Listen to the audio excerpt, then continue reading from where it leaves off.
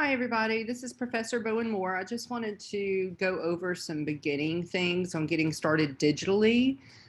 So here I have basically my resume in kind of a raw form here. I've already done my word mark, but I'll kind of show you the beginning stages here. So when you start, we're definitely setting this up for print on letter size paper. You do have to have custom margins. Again, I'm going to go ahead and label this correctly. I'm just going to put sample here, add that in there. These settings are automatic. It is letter size where you're just having one page. You can add columns in terms of a grid. Here I added 6 columns just to help me align things more easily, but that's not mandatory. That's just to be helpful to you if you need it. Now your text margins, you do have to make these customized. So you don't want to go any less than 1/4 of an inch, and that's still very low. So you don't want your edges to be too close to or your text margins to be too close to the edge of the paper. So I would say anything other than 3 picas or a 1/2 inch. You can start out with a different, you can start out with a certain measurement here, and then you can change it depending on your information. So like if your information is, if you find yourself not using your text margins, which I've seen in the past, where students will have everything inside their text margins, like nothing is really touching them, then you need to bring your margins in closer to where your word mark and content actually are. So you want that to be kind of, the enveloping part of the page. I mean, your margins are pretty important. They, they kind of establish the overall tension of the page. So it is important that you pay attention to those. So these need to be custom. I am using a bleed margin here because I am bleeding off the stem of the B and the ruled line at the top and the bottom. So I'm going to set a bleed margin to 1/8 of an inch, which is 9 points. So we're going to just set off. So this right here is the page. I didn't do the columns on this one. So once you've got your page established, then you can start, going from there. Now I just put my word mark. I did all 3. I grouped them together, but I did all 3 characters in a separate text box, just so I could adjust the spacing to be a little bit more customized there. And I added an extension to the B here. I just used a rectangle tool and zoomed in and added that so that my B would extend to the bleed margin, because right now it just went a little off the page. And if you're bleeding anything to the edge of the page, you need to carry it all the way to that bleed margin. So I did that, and I put my ruled line in place and have it touching my characters here. And then I have my name underneath that going the exact width of my word mark.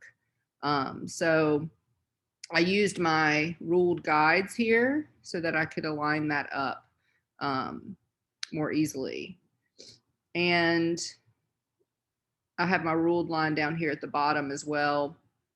And I used, you can see my guides here. Here's my guide on the right side of this line. I made that align with the very right edge of my word mark at the top. So because my contact information here at the bottom is not close in proximity to what it's related to, I had to create a strong way to guide the eye down there easily. So that's why I have the line. That's why I have strong alignments there with my word mark at the top of the page. So if you look at the word mark, you can pretty much immediately follow it down to the contact information. So I am going to indent the content in the main body of the resume. I'm going to start it inside. I am going to create other indentions here. And I am going to use my right margin over here where the content is ending. So as you can see, I can see the 1997 is the longest line that I have. So I'm going to make sure it lines up with the text margin on the right. Notice my box is not what's aligning, the text is aligning. So I recommend putting all of your content in one box if you're not doing columns on either side of the page. And even then you would put each column in one text box. You don't want to have your headers in one text box, your subheaders in another text box, then your listed items in another text box. You don't want that because it's a lot harder to get consistent spacing. And I'm going to be looking for consistent spacing there. So here I've got everything left aligned. I have some type treatment, like I do have my subheaders already emphasized in bold. I have my headers in lower caps, but I'm going to make those bigger. And then I have my listed items, but I haven't indented those. You do have to create custom tabs. So that's what those indentions are for. And I haven't adjusted the leading to give customized spacing in between the sections or anything. So that's what I'll do next. So once everything is left aligned, just inserted into a text box, now I can really keep this consistent and assign all the type treatment. So my headers, I will probably go a little bigger, so because they are lowercase. So I'm going to go, I'm going to try 15 points here. And the first line under that is my subheader. That's a good size, but I'm going to go up.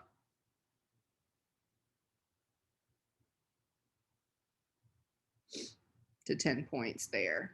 I'm also going to, actually, I think I might leave that 9 points because that's working really well. But I am going to separate that from the header just a little bit. So I'm going to adjust the leading just a little bit here. So about, I guess, 14 points. That's a nice separation of information there. I am going to go to all of my sections and do the same thing. So let's see, my next one is awards and memberships. So I have that at 15. I think that's what I did. Yeah, 15. And this I'm going to do at 14. Make sure that's consistent. Same here.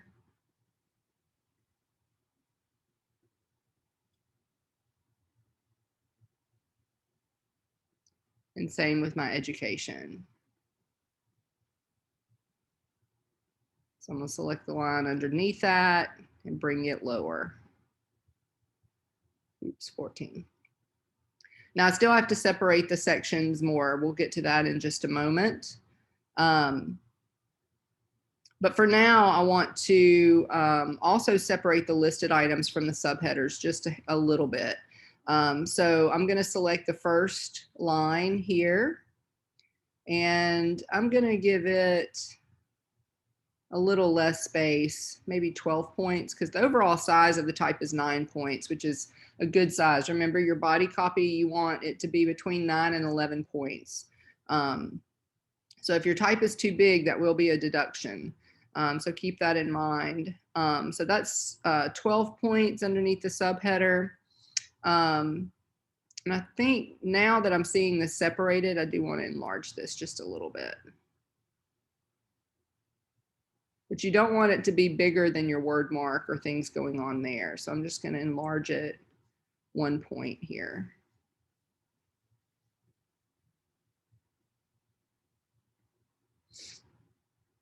Okay, and so here's my other subheader, or my next experience. So we want consistent spacing between each experience as well, and to separate that. So I'm going to give it a little separation, maybe 15 points.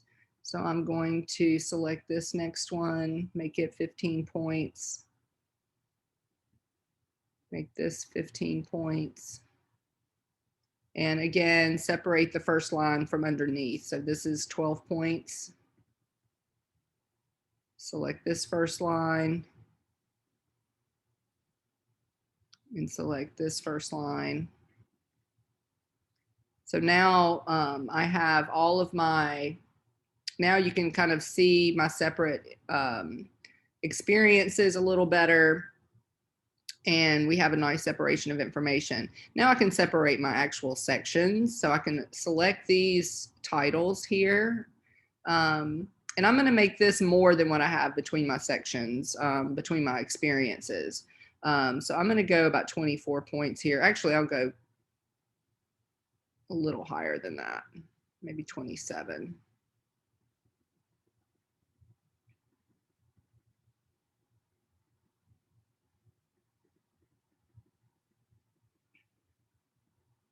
And we'll check that out, make sure. I could probably separate that a little more. We'll just go 30.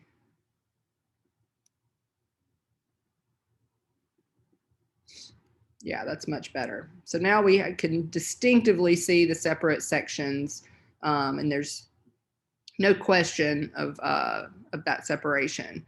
So to make us be able to see the different experiences, the different experiences easily, that's why we want to indent these listed items. So what I'm going to do here, I'm also going to add glyphs or a bullet. I'm not going to use the automatic bullet setting up here in my paragraph window. I'm going to actually just use the glyphs and put a bullet there specifically so I can adjust the spacing around that more easily.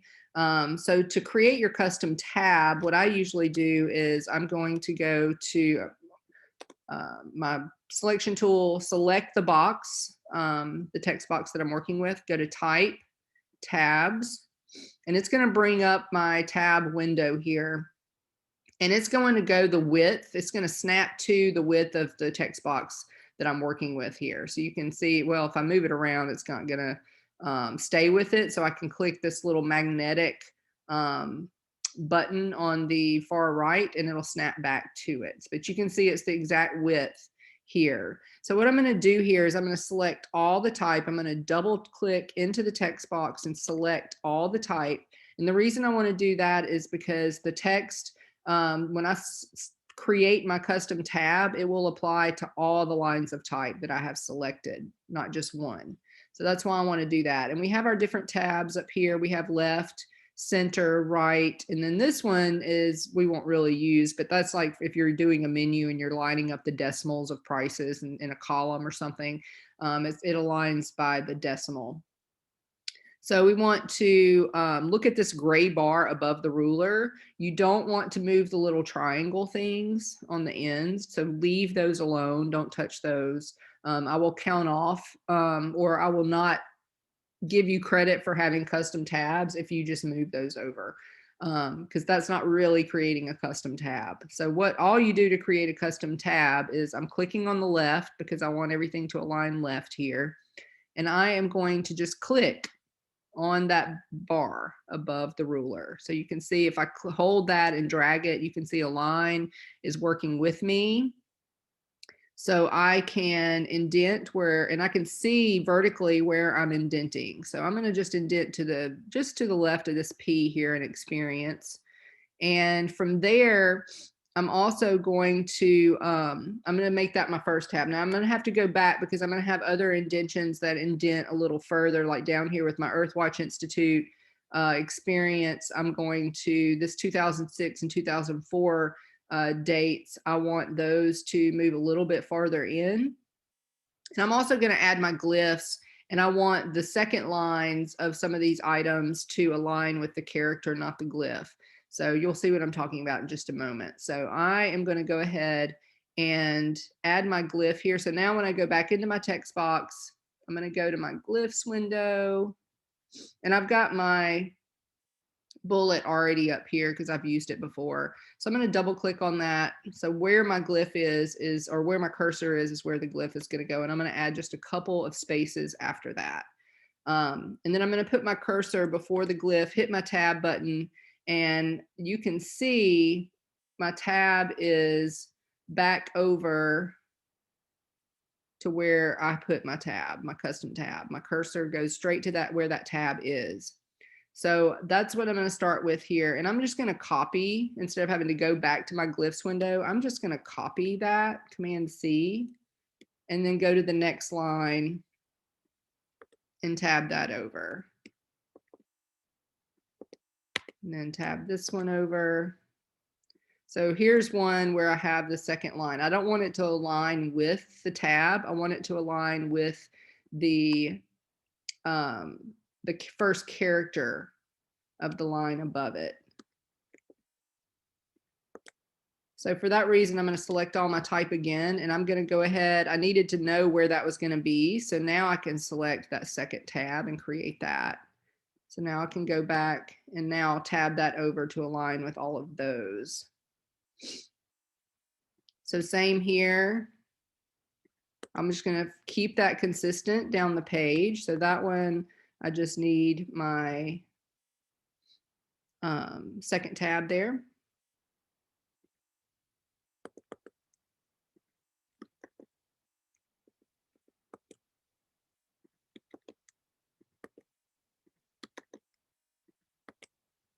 So I've got all of these. There's some inconsistencies there that I'm going to have to figure out, that I'm going to have to correct here in just a moment, and I'll go over what that is. So here's my other tab. So I'm going to select all my tabs again. I'm going to create this third tab. I just want it a little bit more indented than the rest. So I'm just going to carry it to about right there. So now I can click these to my third tab.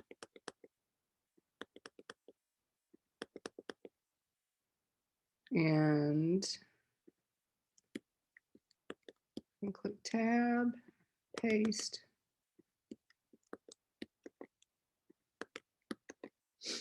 So now I have all this indented. I do want to separate these two a little bit. So I'm going to select this 2004 and add a little space between that. I'm also going to separate that just a little bit from the line above, just to keep that, you know, a little separated there. And this leading is really tight here. That's 9 points. That's 9 points. So I might separate the second lines just a little bit because they are really close together. Now these items down here, I don't really want to separate a whole lot, but I do want it to be bigger than set solid. These are 9 points in the leading. So I'm just going to go up to 11 points there. So I'm selecting that second line and all of the lines underneath it in that section. And then I'm going up here and adjusting the leading from there. So here, what did I have that 11 points? Select that line.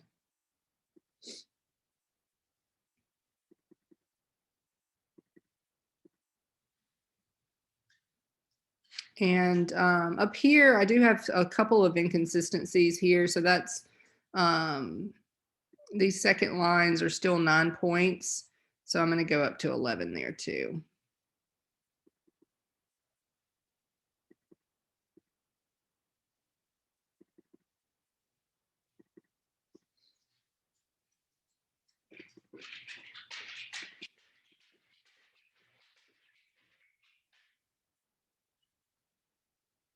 So it's looking pretty good so far. And you can exit out of this tab window once you have your tabs completed. They're still there. They're not going anywhere. They're still assigned. So now let's look at this page. So now we have a lot better separation of information. So the parts of the structure are distinctively there. We know we can separate those visually with our eyes. So we see the word mark first in hierarchy is bigger. So we're obviously going to see that first. And then from there, we're going to follow our content down the page to the other important information like our contact. So we see our headers because they're emphasized and bigger. We see those first, then the subheaders because they are in bold. And I think I've got them oblique as well.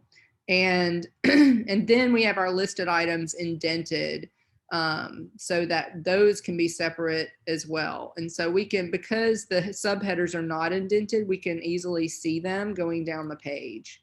So we can see the separate information there within the experience section. Then we have our list of awards and memberships, skills, and then education. I still have more. I have an overset type here, so I've got more information down here. So I think I've cut some of that off. So I may need to move some of this down. So that my contact information is 11 points. So I'm going to move that back down to 9.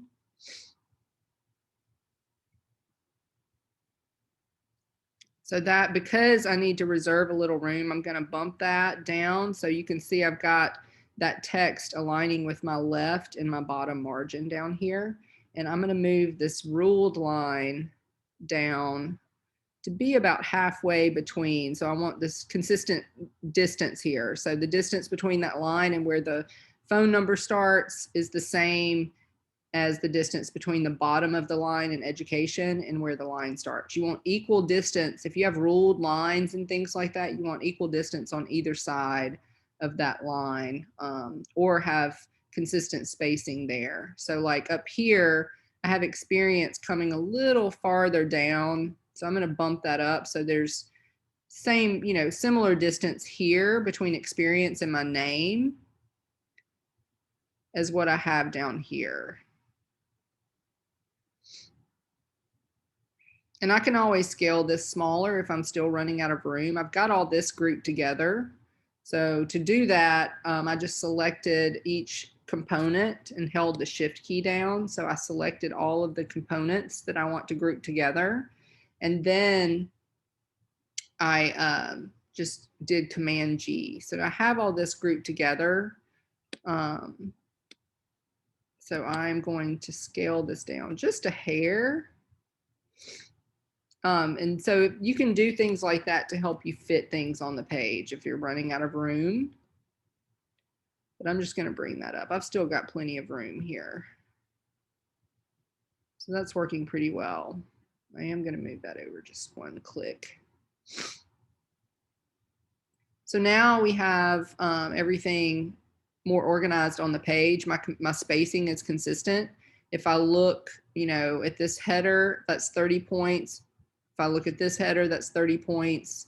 If I look at this header, it's 30 points. They're all 16 points in size. That is consistent, and that's what you want. You want consistent spacing, consistent alignments. So like all of my subheaders are aligned left, and they're aligning with something on the page other than what's in the content. They're aligning with something in my word markup here.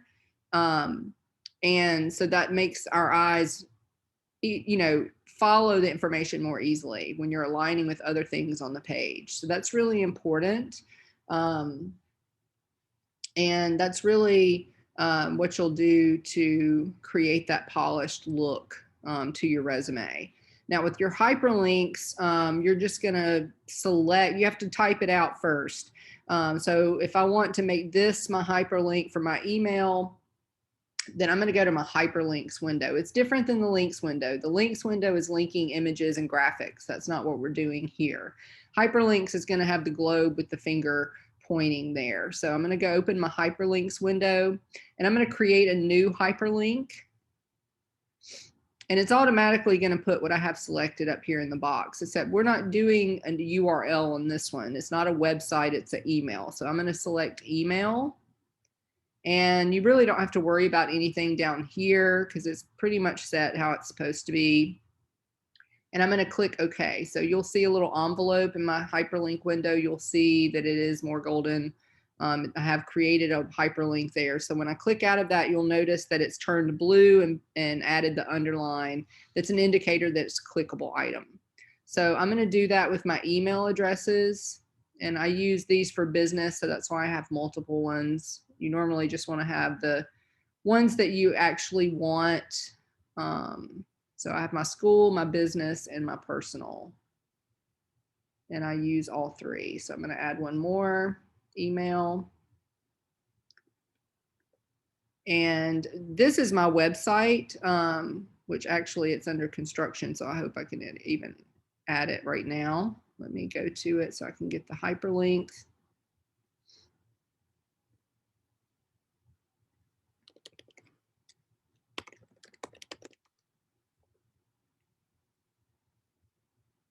Okay, so it's still kind of showing up. So I'm going to copy this URL. So I'm going to select that, create one more hyperlink. Now this time I'm going to select URL. Now these you can have, like if you are trying to, if you have a document that's something you wrote that you want to showcase, you can select file. If it's a page in a you know, magazine, you can select page. So you have different types of hyperlinks that you can create here. Or if it's a website or you know, something like that, obviously it's a URL. So I'm going to select URL. It's already got my URL here. So I'm just going to select that. You'll see a green dot. That means it's active. Now with my LinkedIn, hopefully I can get into that as well. I can never remember my password to LinkedIn.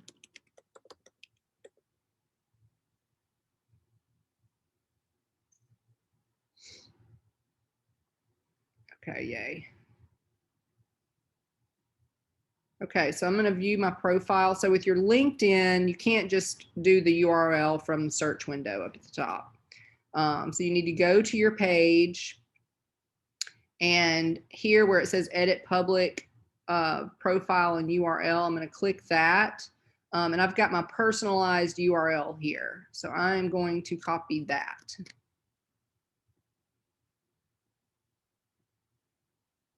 And again, create a URL.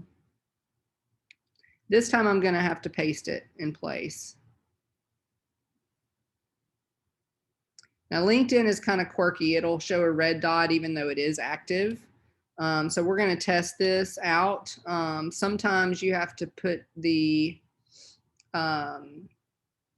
HTTP in front of it or take it out. So I'm going to take it out and see if that works. Yeah. Okay, we'll test this in the PDF and make sure it works. But those are how you create hyperlinks.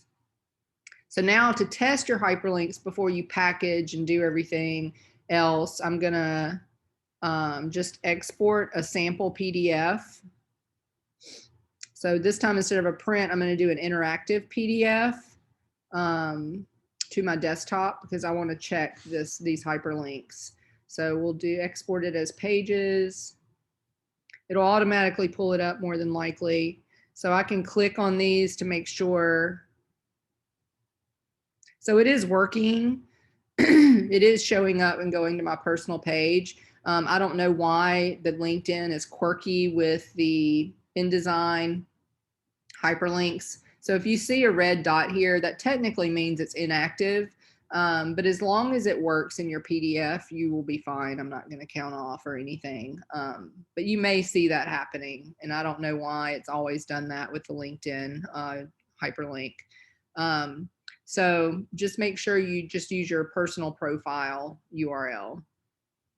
So before you package, double check everything. Definitely have other eyes or set of eyes look at this, but you can also go to edit and spelling. Definitely check your spelling through that as well. Now it's going to pull up some words because I don't have that capitalized. That's okay. That was intentional. Curriculums,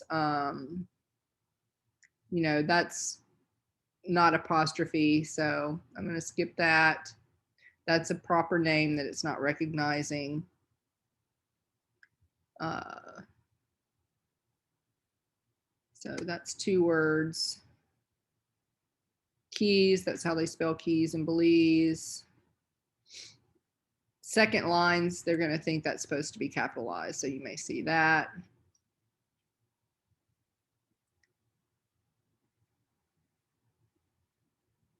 That's 1 word because it's a proper name. Corel, education. Okay, so I think we're good. So once all of this is done and I've got everything how I want it to be, now you're ready to package this. And again, I'm not going to resave this. Well, I'll just save this as I'm going to do start one because I have things built up. Put it to my desktop here. I'm just going to add the one because I want to keep my version of this that was how it looked when we started for demo purposes. So I'm going to create the folder for this. I'm adding my IDML, my PDF. It's going to do the print. So I'm going to replace my print with my interactive in just a moment. So before so I'm going to go ahead and export my interactive PDF, which I already have on my desktop. So I'm just going to click and drag it and replace that in my other folder. So here's my folder here. Here is my interactive PDF that I created. I'm going to just drag it to the box, to the folder with my other work. And you can see it's got my hyperlinks. That's my print one though, huh?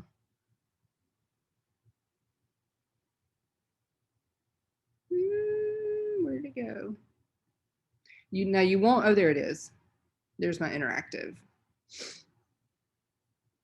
Yeah, so there they are. Now, before you compress this, add your images of your sketches to this folder, add your rationale, your typed rationale to this folder, and preferably, you know, with your rationale, have it labeled accordingly. Make sure I can, you know, distinctively get all your files separated. Like with your interactive PDF, I might even add interactive at the end, just so I know it's the interactive version. And so you'll have your sketches, your drafts, your PDF versions of your drafts, which will, you know, which will be the stage before your final, and your typed rationale. So you'll add all of that to your packaged folder. And then once you've added all those things, then you will right click or control click and click compress. And then there's your zip that you will upload to Box. Okay. So I just want to make sure everybody understands like the process and kind of the best, most efficient way to go about it. Because I am going to be looking for consistency in your layout. So that's going to be the important thing, is really like, you know, using one text box if you possibly can. So I hope this was helpful. If you have any questions about the digital aspects of the or execution of your resume, let me know. And good luck. Thanks.